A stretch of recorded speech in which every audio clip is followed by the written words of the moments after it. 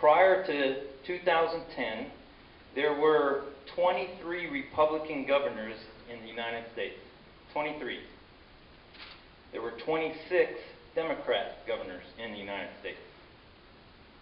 And I know that don't come up to 50. It's not because it's bad math. Rhode Island, I think, had an independent. I think it was Rhode Island that has an independent governor. After the 2010 election, there was 29 Republican governors. Went from 23 to 29, and the Democrats fell 26 to 20. Okay, and that's the same time during Phase 2 of the Tea Party movement. Prior to after the 2012 elections, there were 30 Republican governors. Democrats fell down to 19.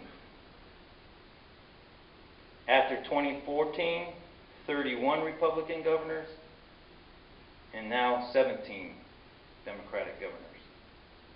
Big difference. So in governors alone, it went from 23 Republicans to 31 and 26 Democrats to 17. And that's not because of the GOP, ladies and gentlemen. It's not because of the architect of loser, Karl Rove. It's because of we the people and the movement in this country and the impact and the focus that we forced the Republican leadership to look upon.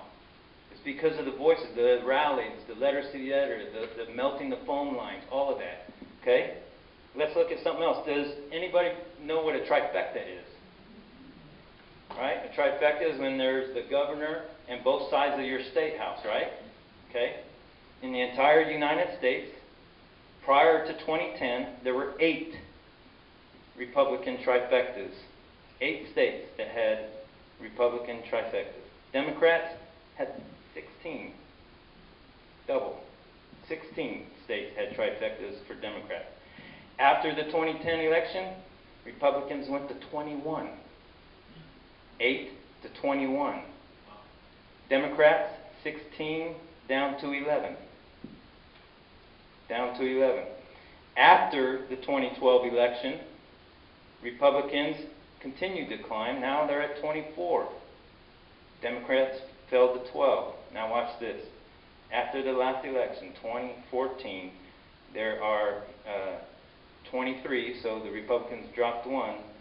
23 Republican trifectas, but only 7 Democratic trifectas in the United States.